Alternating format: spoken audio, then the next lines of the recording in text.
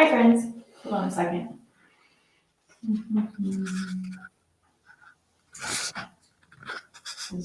Just takes a second.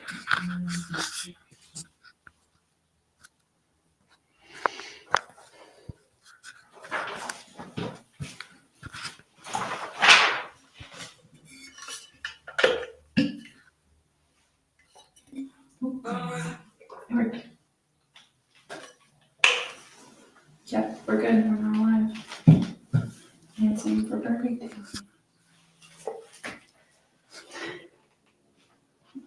You see me? I think it's working, but it's like, I think it's working. No, we need to move it over. Say hi, Lexi. Hi, Lexi. Hi, Lexi. Bear with us. We're running late today. Okay, look on there. Oh, it's still 8, isn't it? Go. Let's see if it looks good. I think it looks good. Yeah, I think it looks good. There are remotes in there, but that's fine. I'm so excited we have both mics working today, guys. So you can hear both Lexi and I. Okay, I need one of my papers. Yes. Hey guys, welcome back to Live with the Perfect Day Company. If you guys don't know, I feel like you should if you're here watching one of our live streams, but if you don't know, the Perfect Day Company specializes in day of coordination for couples all over the Four Corners area. We get the privilege of helping people celebrate and be present on their day for over 100 events all over the Four Corners. We coordinate up in Silverton and Durango and at venues all over the area. So we are doing different live streams each week to talk about what we already talked about. We talked about DJs. We talked about, what was the first one? Florals. Today we're talking about catering and just all things wedding food. So we're going to talk about some trends, tips and tricks for, I hate that phrase. I shouldn't say that, but ideas and just really some advice for booking your caterer, and then just ran through some mistakes we've seen caterers made. Lexi, you introduce yourself and I'm going to grab my drink. Totally. I'm Lexi, and this is my second season with the Perfect Day Co. And seems like so much longer than that. I know. It's lots of weddings and super fun. So yeah, it feels like it's kind of like I've been here for way longer. So. And let you get the special privilege of having Lexi here today because Lexi's actually planning her own wedding. Yep. Just so fun. You want to tell them a little bit about your own wedding, what you have planned so far? Yeah. I'm a Perfect Day Co bride 2025, and I'm getting married October 11th at the Black Diamond Lodge, just right by Perg. And yeah, super excited. I definitely am able to relate to my brides a lot more, I feel like, now that I know all the planning and color deciding and all the things like that. So yeah. For sure. We talk a lot about matching brides' excitement here at Perfect Day Company because we want to make sure that you know that we're as excited about your day as you are. And so Lexi's got to experience that firsthand and working with some of the awesome vendors that we work with and then being just as excited. And so that's been really cool to kind of see. Okay, we're going to go through some food trends in the industry right now. These just get pulled from Pinterest, so we actually haven't even read these, so I don't really know what they say. But I will say, whenever we're talking about trends, this is not to say that you shouldn't or should not do these. If you're really excited about something, we do not want this to make you feel like you shouldn't do it if it's something you're excited about. But we're going to answer as if it were our own wedding. Totally. So yeah. Okay, late night snacks. Are you doing late night snacks at your own wedding? I somewhat late night. I mean, we're leaving, like we're doing our grand exit at 10, so we're leaving. But yeah, I definitely want like a ton of like snacks. I have a massive sweet tooth, so a bunch of desserts. Extra dessert. Yeah, and then like second round of desserts, and then maybe some like pretzels. And I really love pizza rolls too, like the little ones. So I think some of those would be awesome. Yeah, I would say always late night snacks. I feel the only thing I regretted about my own wedding was I felt like we got rushed out at the end, and I really wish that we had gotten to stay longer. And I feel like I had late night snacks lined up. We had s'mores and I had like cookies and coffee and the whole thing, and we like got rushed off before we could even enjoy it. No. So it's actually the only thing I would change about my wedding. But I think having late night snacks is really great. And if it's something that doesn't fit in your budget, an easy way to do it is to say, we're not going to do favors and we're going to do late night snacks instead. It's just something that I feel like your guests remember better. Yeah. And I even saw one did like root beer floats. Yeah. So it's like, it doesn't have to be expensive stuff. Like, For you sure. literally just go I've buy ice done cream and popcorn. soda. I mean, popcorn costs nothing. Yeah, totally. My favorite at my cousin's wedding, they had these people dressed up like Italian chefs, and they like brought out little mini pizzas in like little mini to-go pizza boxes. That's so cute. And then they also had, this was like a very bougie wedding, and it was beautiful. But they also had like a late night burger truck, which was really fun too. So late night snacks are so fun. Okay. Grazing tables or cones or just charcuterie in general? I definitely love that like people get to pick what they want. I know it definitely like creeps some people out that there's like food out in the open and like people could like touch it and put it back. But I like it. I think it's nice getting to choose what you want. I had grazing trays at my wedding. I probably wouldn't now if I were like to get married tomorrow. I'd probably do something like either cones or like, I don't even like past apps. I think I would probably do something like individually wrapped or packaged. It's not packaged. That's not the right word. But like individually plated. Yeah. But I did do it at my wedding. Okay, food trucks. I mean, I personally wouldn't, but if it's your vibe, I think it's super cool. I think it's awesome for like rehearsal dinner. Yeah. Weird enough, we don't have a ton of food trucks. We do have some, like in our area, we do have some people that'll do like barbecue or tacos, and it's very food truck style and budget, but they don't actually have the truck.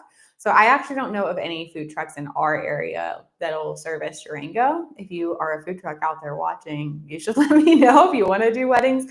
So it's not really an option here. I do think it's cool, probably more for the rehearsal, in my opinion. It gets a little bit clunky having guests order their food for dinner.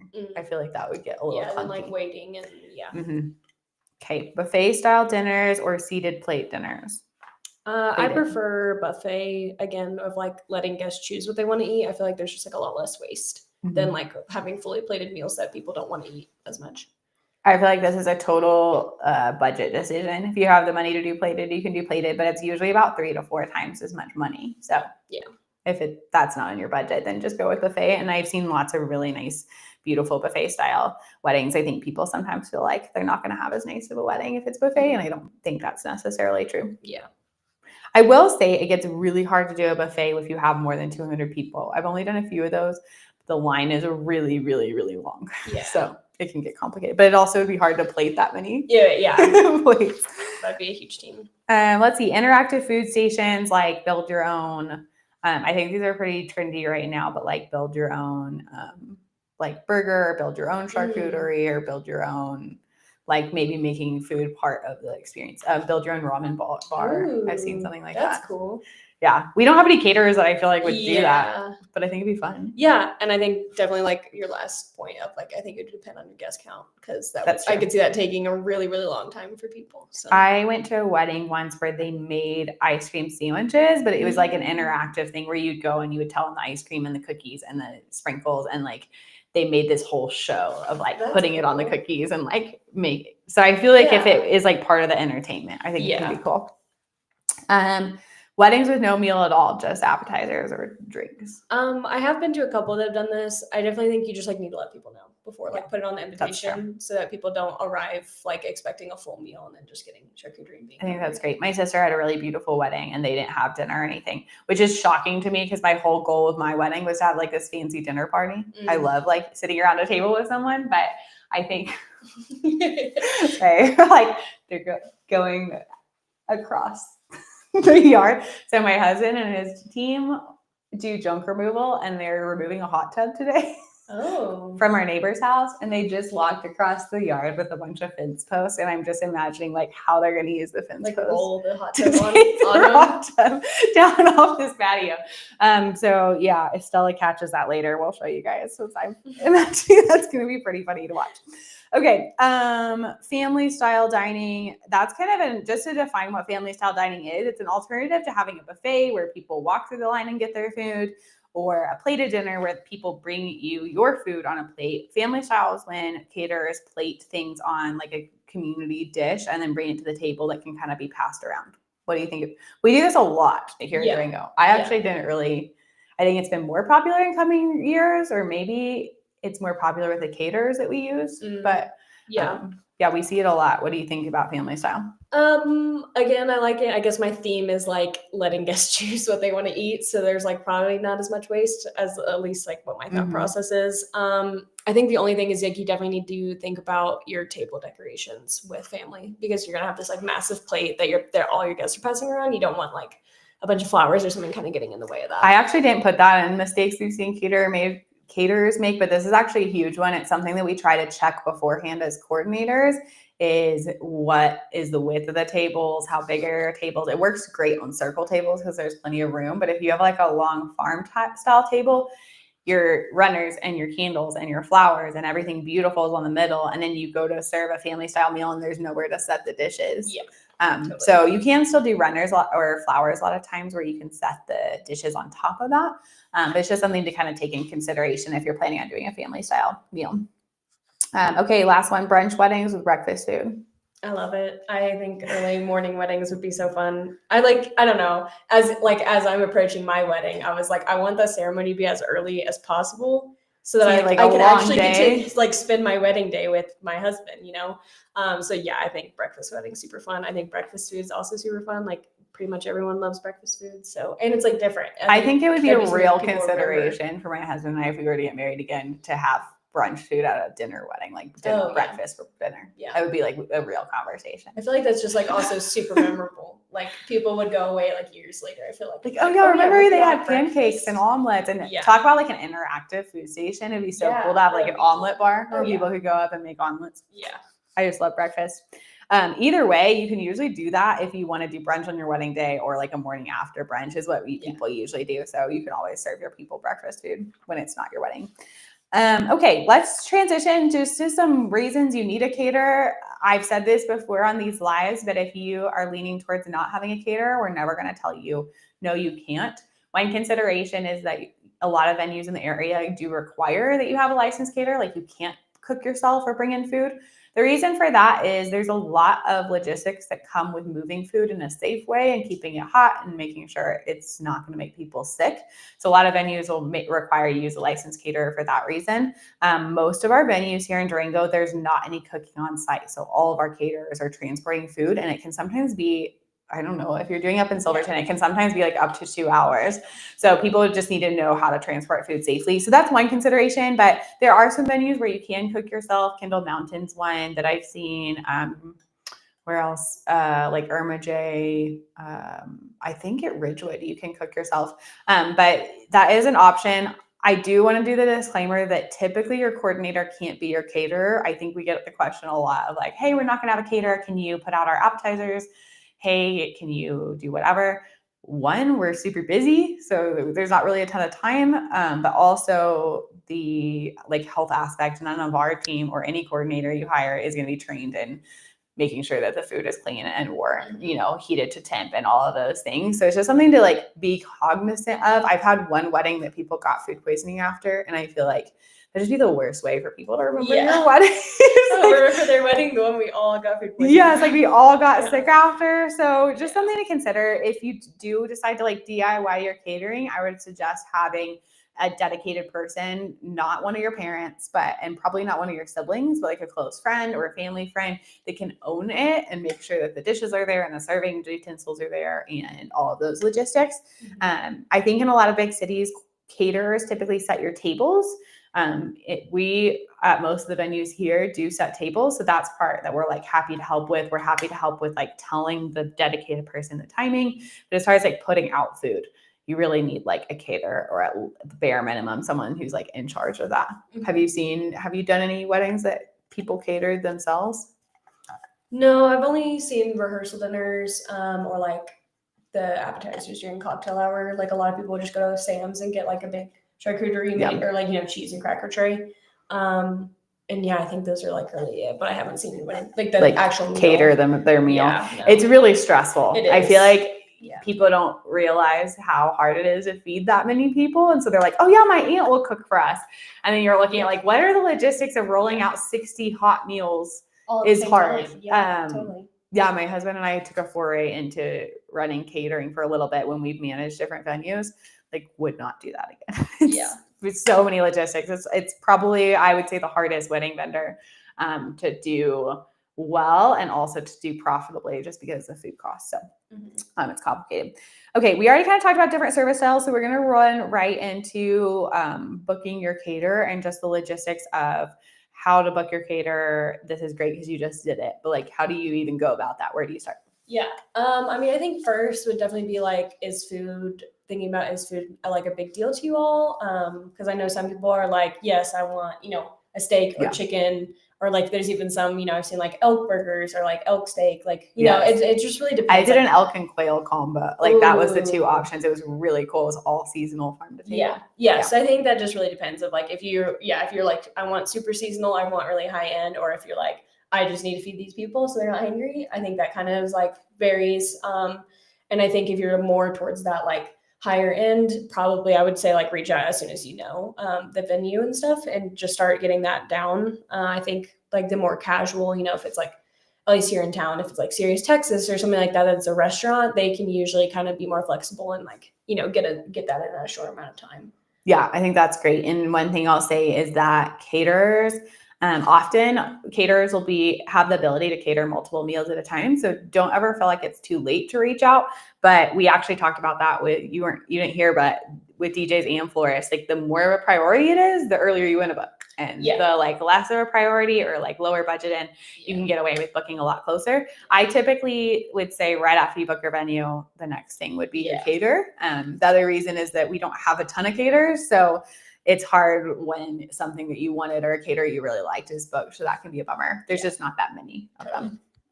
So yeah. And then what do you feel like the caterer wants to know? Like if you were going to reach out in your initial email, whether you're filling out a form on their website or emailing, what are the things? Definitely your name. I'm sure they would want to know you and your fiance's name, but definitely date and venue. That definitely helps them. Like, A, do they even have that date available? B, are they able to like get out to your venue if it's really far away?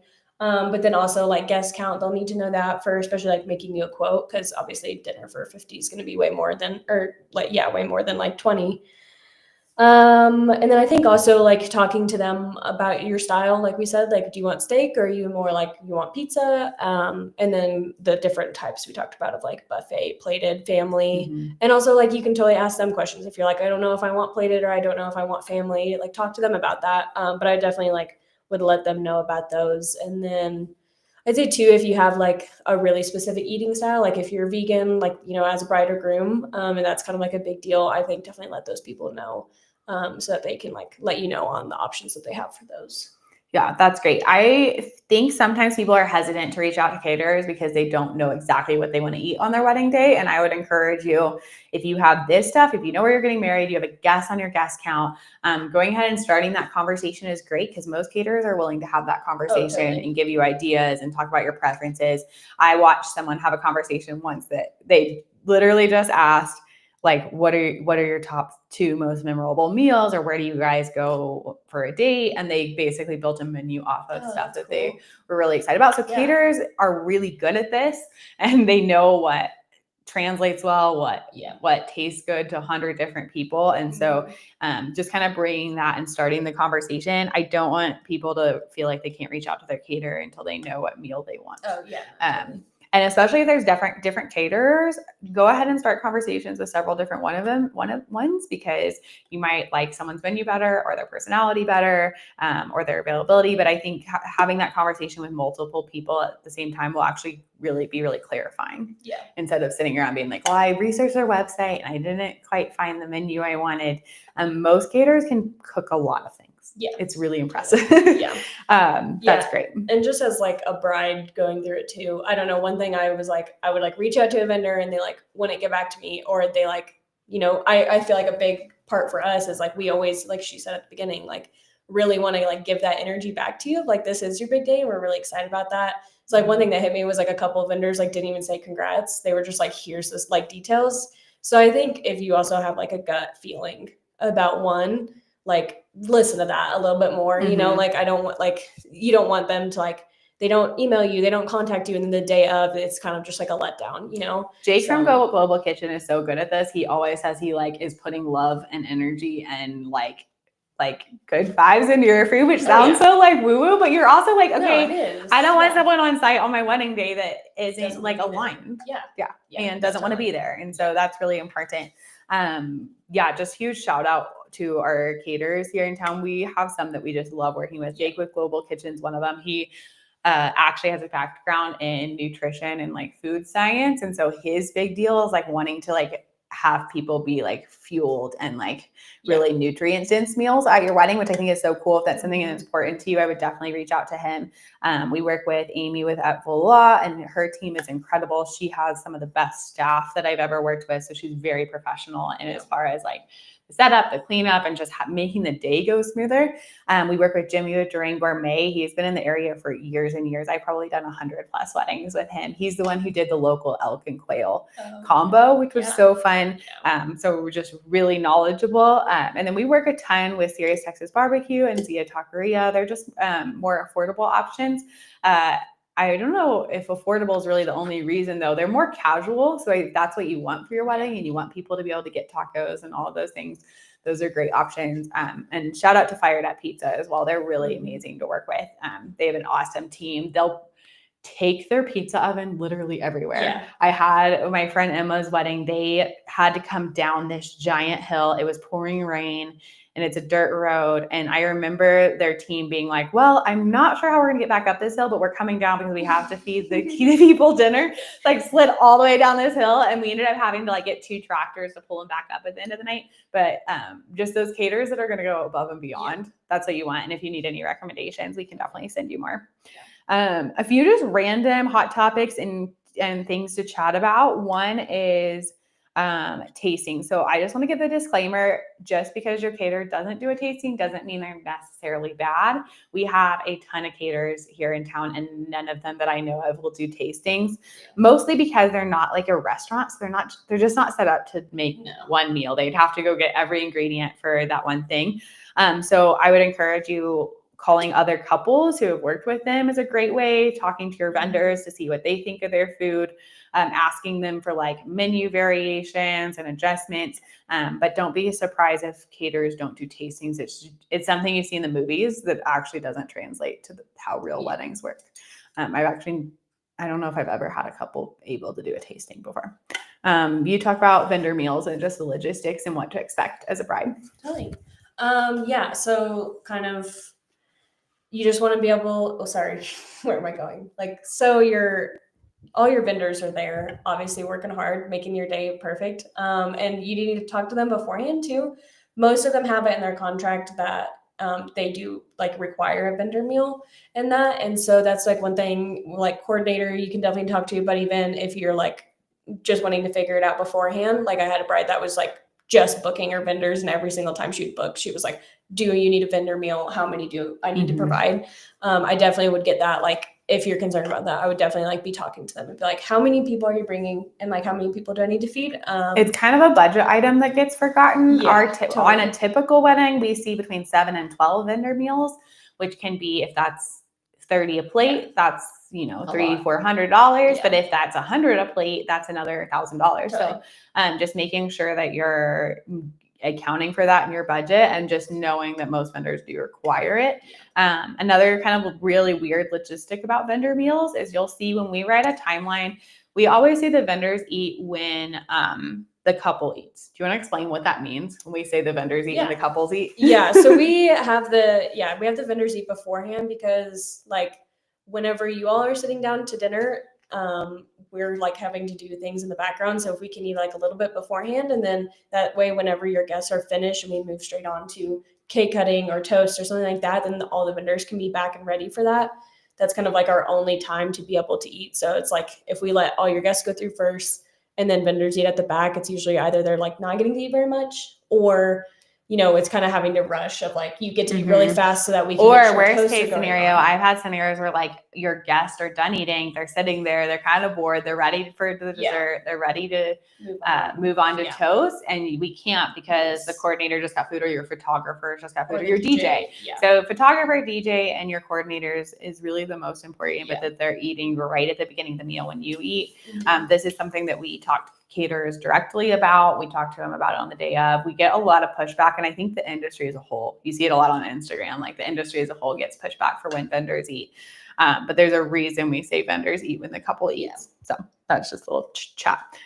Okay, how do you feel about seating charts? Should you have one? Should you not have one? And what are the logistics as far as it goes with catering? Yeah. I think it definitely depends. Like if you're having a plated meal, you have to have a seating chart, like, or some other, you got to really work with your caterer and coordinator to figure that out. Cause they need to know, if it's plated, they need to know who's getting the steak and who's getting the chicken or whatever like that. I feel like when you say seating chart, people think you have to like say like, Sarah, you are sitting in this exact spot, and Tom, you're sitting in this exact spot. It's like, you don't necessarily have to do it. I think like just saying, hey, all 6 of you are at this table, and then like letting them kind of seat themselves, I think works totally fine. I think if it's like under, I don't know, like 30 or 40, I think you could probably get away with no seating chart, especially if it's like pretty close people. But it just gets really awkward. Like I know people are like, oh, we want our friends to like be able to choose where they're sitting, but then it always somehow ends up that there's like one chair at a table left, and there's a couple that wants to sit there. So then it's either they get split up, or they get like, they start moving chairs and moving tables and plates, and that just like gets really complicated while everyone's like trying to seat down for dinner. And especially it can also take forever if you don't have a seating chart. I think people go to weddings expecting one, so then when they don't see one, they're like, where should I sit? Do I sit close to the couple? Yeah, totally. Or is that for family, or do I not sit close to the couple but I can't hear? And it just gets really complicated. So it just is I think it's a gift to your guest to have a seating chart to just be able to. I've definitely noticed that. I'm glad you said that, because I've definitely noticed that weddings, if there's not a seating chart, I have to like explicitly tell people like, there's no seating chart. It's okay. It's totally like, fine. I think people expect them. Yeah. It's not fun as a couple or bride. It's not super fun to sit down and have to be like, this person won't fit at the table. Where else can I put them? Will these friends get along? So I know it's complicated, but it's worth it, I think. Yeah. Okay, we're just gonna finish up with mistakes we've seen caterers make. We're gonna go back and forth. I'll say probably the biggest one would be running out of food. And the sole reason I've only ever had a caterer run out of food is if they do a self-serve buffet. Usually this happens when a couple's like, I'm not blaming the couple at all, but it was totally the caterer's fault. But when the couple says, I want to save money, and the caterer tries to get this quote down so much that it's not including staff. And then they're like, oh, well, I'll just put out the food, and then I only have to charge you X number of dollars. Well, the problem with that is that they're not portioning. And so people think, oh, I'm going to get 2 helpings of mashed potatoes. And this has happened at 3 or 4 weddings and they were all with self-serve buffets, and we ran out of food. And it's just very, no one wants to do that at their wedding. It's just the worst. It's like probably one of the worst things that could happen at a wedding. And so I would just make sure that if you are doing a buffet, that you're making sure that your caterer has adequate staff to actually serve that buffet, or even just asking them point blank, have you ever had a scenario where you've run out of food? If so, did you handle that? Or if we were to run out of food, how would we handle that? And I've even had some couples like do 1.5 meal counts for that reason, and just saying we really don't want to run out of food. We want to have leftovers. So just running out of food is probably the biggest mistake. I think just to add on that, I think too is like I would much rather people go through the line and like get seconds again than like people scooping seconds for themselves the first time, and then they don't even like eat it because they scoop too much food. And like you said, I mean, the waste is kind of crazy at weddings, so it just helps avoid that too. I think like having if people have certain dietary needs, I think making that super clear, and then also like, if someone's like celiac, like making sure, like, let's just say Zia's, for example, is awesome. Like if you have like a celiac person, they'll bring 2 different like little grills to like sear the tortillas. So I think just making that super clear as like a bride or groom, of like, it's just like a sensitivity or you prefer not to eat it, that's one thing. And I would like definitely still let them know. But if it's like celiac things, like definitely let the caterers know, like these people like cannot touch this. And that's something that you could bring up in your initial conversation with caterers too. We don't work with any caterers that can't handle that, but just saying at the beginning, like, hey, we have some dietary needs. How do you typically approach that? And then just making sure those are really well labeled. And then I don't know if you can tell your wedding guests this, but if you ever attend a wedding and you do have dietary needs, just asking when people give you your plate. I've had a few scenarios where the caterer got it mixed up, where there was a dairy-free and a gluten-free and they mixed them up. And so just triple asking when someone delivers your food, just saying like, hey, I just want to double check. I am allergic to nuts, so this has nuts in it. Can just be like an added check. someone got really sick, and I feel like, yes, it was the caterer's fault. Yes, the couple could have labeled more, but as a wedding guest, you should also ask before you eat something. Yeah, you gotta protect Mostly because yourself, you're like, we're trying to feed 100 people, and your caterer is trying to work with your coordinator, which is trying to work with your venue to make sure all of the things are well. And some of the times those things can fall through the cracks. So this is something you definitely want to let your coordinator know if there's something serious, because we can triple check. That's a really, if we know ahead of time, it's a really easy thing as a coordinator to go through and just triple check that we have all the dietary stuff sorted out. I was going to say one of the, I don't know if this is actually a mistake on the couples or the caterers end, but I've seen a few times recently where a caterer hasn't put everything on their invoice. And so when it comes to the actual bill, they're like surprised by the final total. So as a couple, you just always want to clarify, is this the total bill? Does it have travel, tax, gratuity, some setup, staffing, etc.? I feel like as a couple and as a coordinator, I would think the caterers would always just include that to like protect themselves, like so we don't all get mad at them. But that doesn't always happen. And sometimes in the actual contract, it will say that the gratuity has to be X amount. So typically there's like a 20% gratuity already included. So you just want to make sure that you're doing your gratuity, travel, tax are like the big ones, and just asking for that. Sometimes it can add like I had one that like was almost 200%, basically doubled their bill after all that stuff was added in. So just triple checking that all of that stuff's there. Arrival times, your favorite. Yeah, and I mean, this is definitely like coordinator's job to like double check all of that. But yeah, I would say just making sure that they like I personally ask the caterer like, hey, how much time is this going to take you? You need to be ready at this time. Like, here's the guest count. I like to kind of talk with them because obviously they know their setup way better than my like I know their setup time.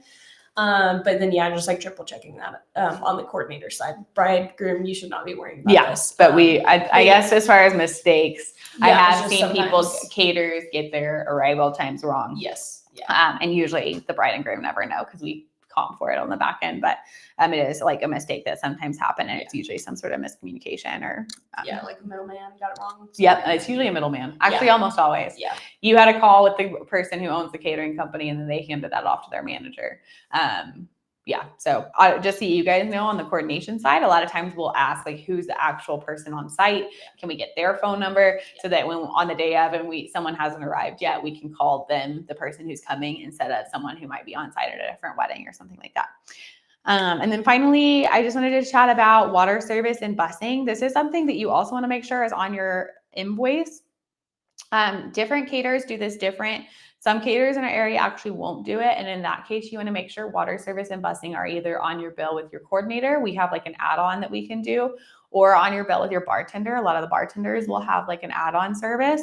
But you just want to make sure that someone is getting there early enough to fill waters at the table. Water stations are great, and you definitely want to have water stations at the bar, but you really want to have water at the table, especially at our high altitude and when people are drinking so much. So making sure someone's getting there early enough for water service, and then also someone bussing the tables after. Like I said, we're happy to add this on as a service. We just bring more people to do the water service and the bussing, but most caterers have that service as well. It is usually an additional charge. I don't know why. I feel like caterers should include this. Should just be in your per head. Personally, the best caterers I think would include this. That being said, there's a lot of caterers here that don't include it automatically. So you just want to make sure you're requesting that. And this is something that when we're reviewing your timeline, we're going to catch and say, hey, who's doing water service and who's busing? And if it's not your caterer, we can kind of figure out what's going to be the most affordable way to make sure that that's filled. Cool. Anything else you can think of before you tell me the favorite meal you've ever had at a wedding? I should have given you time to think about that question. No, I can't. I can't think. I feel like I'm such a cake person, which we're talking about next live. But I feel like I'm such a cake person. You too. Like my favorite meal at wedding might be all the cake. Oh yeah, no, that's like the highlight of my. So many cakes. Sorry, caterers. Are you having Zia's at your wedding? Yeah. I actually would say I think a lot of local wedding vendors get tired of eating Zia's, but it's our local taco bar. It's actually probably one of my favorite wedding meals because you can make it what you want. There's 100 different salsas. You can do flour or corn or make a bowl. There's a bunch of different meats. I think that's so cool that your guests can actually choose what they want to eat. So that's like I feel like that's a cop-out answer, but No, I mean, think that's everything awesome, yeah. Jake makes is amazing. Yeah. So, I mean, I'm always excited to see what new thing, but probably see us. Yeah. Is that what you're gonna say? I think my like favorite, it was like a rehearsal dinner, and it was Amy at Voila, and it was like the couple just said, "We just want pizzas. We don't care what you make. Do whatever you want." And she just like had so much fun with it, and she made this like super awesome like. It was like prosciutto and honey and like something. It was I love all those like fruit kind of pizzas. So that was amazing. She also had one pizza that had like corn on it. I think it was like a Mexican street corn pizza. This is what like happens so when you cool. give your caterer freedom to like do what they want. Yeah. It's like they're chefs at heart. So they're gonna like be like, oh my gosh, yeah, I'll make amazing food. Yeah. Yeah. So Totally. good. Well, our next live is not next week because we have a big venue day up in Silverton, but the following week we're going to be talking about dessert and cake and every alternative to cake, which that's pretty much it. I was gonna say I don't like alternatives to cake. I love cake, but I mean, ice cream. But there are alternatives to cake. So we'll talk about all things dessert. So tune in, and otherwise, don't forget to like, comment, subscribe on YouTube and on Instagram, and share this with any couples that you think might need help with their wedding food. Totally.